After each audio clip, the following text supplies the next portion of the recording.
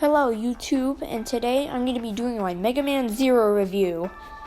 This game was released in 2002, and most people really liked this game, and the game also sold very well. So how do I think about this game? Well, let's start off with the story. The story takes place 100 years after Mega Man X. The Resistance soldiers and a scientist named CL are running to the Chamber of Zero. But along the way, they're getting attacked by a bunch of other Reploids. They find Zero, but the whole squad gets decimated, and CL is forced to use her cyber elf, Passy. Zero decimates through the enemy forces, but CL is captured by a golem, until a mysterious voice gives Zero the Z-Saber to save CL. It's revealed that X is using Reploids as energy sources, and killing them. Along the way, you meet Harpuya, Leviathan, Fafnir, and Phantom, who are all four of the guardians of Master X. After that, after a couple of missions, your base gets attacked, and then you protect it. And then that mysterious cyber elf tells Zero to eliminate that copy of X. It's later revealed that CL created that copy of X because the original X went missing. After that, Zero and X have one last final confrontation. After they fight, Copy X tries to detonate the entire area of the New Arcadian core, and Zero escapes. And that's the story. I really do like the story. The characters are done very well, and a lot of the characters have good personalities, particularly the Resistance soldiers. I like a lot of them, like Alouette and Servo. And the Guardians do make for entertaining rivals. They get more character development in 02 and 03. Anyway, so let's talk about the soundtrack. The soundtrack of this game is very good. Almost all the pieces are very good. I think I can only name like a few that aren't that good, but they're still decent at worst. So yeah. Let me show you my favorite out of the soundtrack. It's called The Theme of Zero.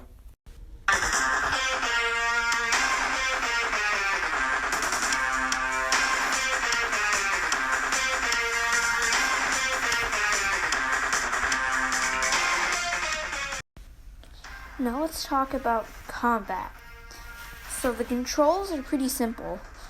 You can map any of your controls, but for attack mode, I would recommend using Type B. And also, if you're playing the DS collection, you can map Y and X to actions as well. The weapon that you get after the intro stage is the Z-Saber. It has a 3-slash combo, just like in the X series. It can also be charged, and you can also walk with it. And also, you can dash with it. And the amazing spinning slash is still back from X4 onward.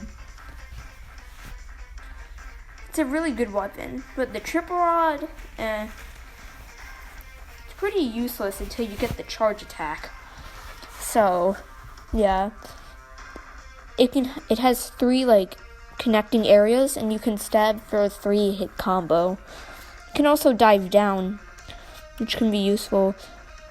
My favorite sub-weapon to use is the shield boomerang. It can throw a boomerang. However, there's one big problem that I have with this. It's called the star system. All weapons, when you get them, have 1 star. For the Z-Buster, that means for all the weapons, except for the shield boomerang, you can't charge. For the Z-Saber, you can't do the 2nd and 3rd slashes or the other stuff that I talked about. The best grinding spot here is before you is in the underground laboratory, where you can grind out here for your weapons. Yeah. But a lot of these star systems that you do get, like the spinning slash by doing jump slashes, or for buster shots, or the shield boomerang throwing farther, those are actually all pretty cool. But the first ones, it's I mean, it also makes sense in the story because Zero is like an amnesiac in these games. So he probably won't remember his fighting techniques, but that doesn't mean its execution is good. This does get like simplified in 02 though. Cyber Elves also have this problem where they need like super high requirements for E-crystals, but they like drop barely. Again, go back to the intro stage and grind there with those spider enemies that pop out of things. They also, if you use permanent ones, they also have a hit in your rank. But ranks don't really matter except if you're gonna go for that one cyber elf, but nah.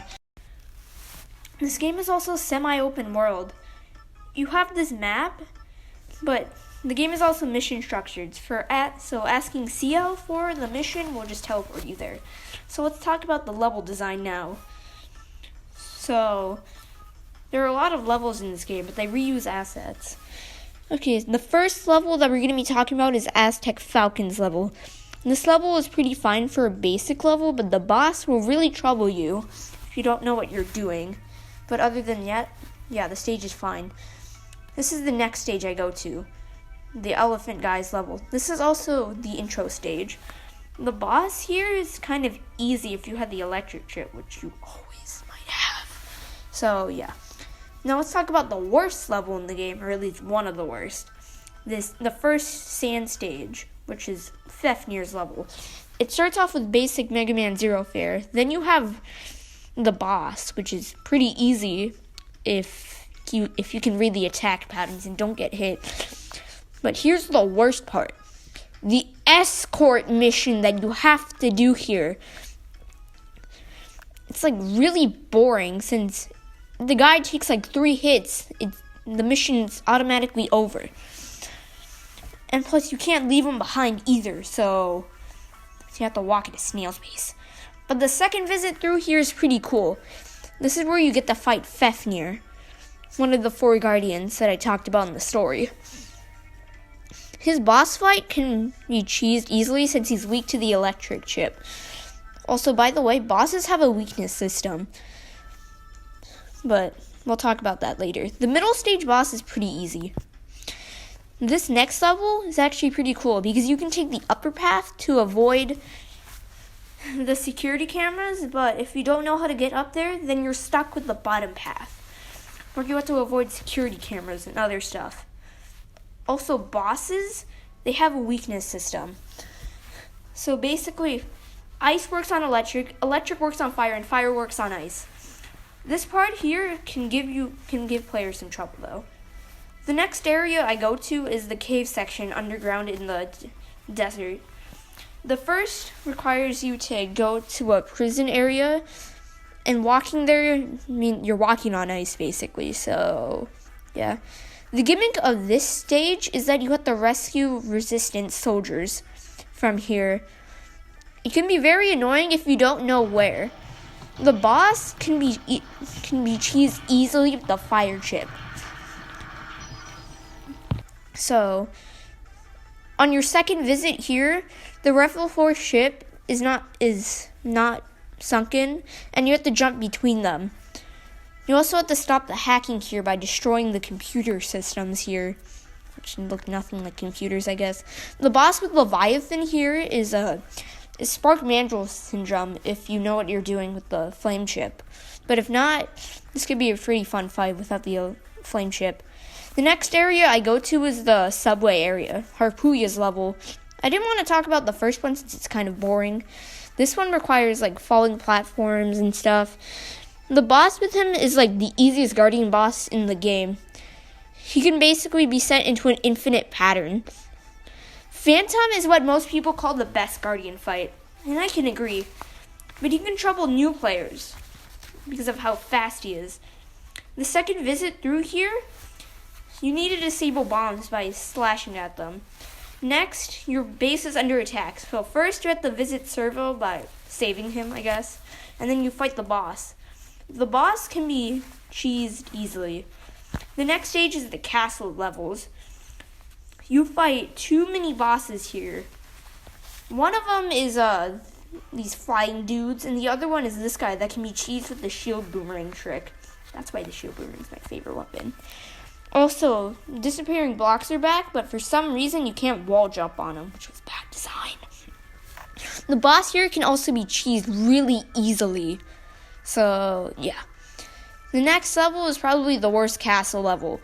It's basically a tower climb until the spike section can go burn to the ground. And the boss here is the Rainbow Devil, who can trouble you a lot since he goes all over the flippin' place.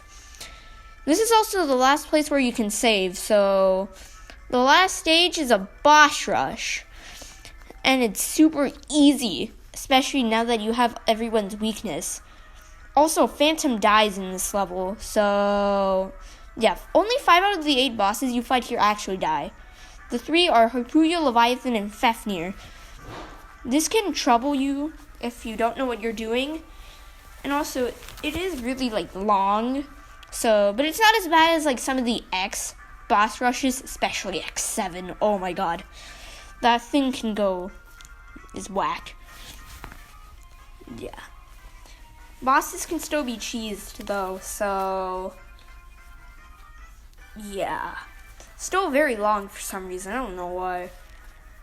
Just test his skill, I guess, but nah. After this, we have the Copy X boss fight. He can also be cheesed really easily for some reason, even though he's the final boss. The final form may trouble you. He has 3 attacks that he uses, but they all hit like a truck.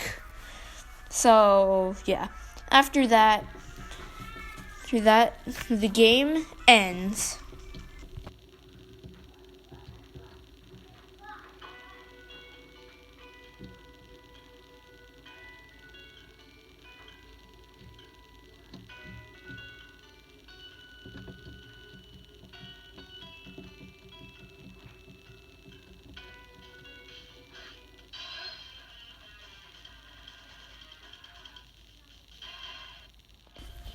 Overall, I do think this game is really good, but it does have some flaws. But the game is super fun. This is definitely my second favorite out of the series so far. Hope you enjoy, and I'll see you in MegaMan Zero 2 review.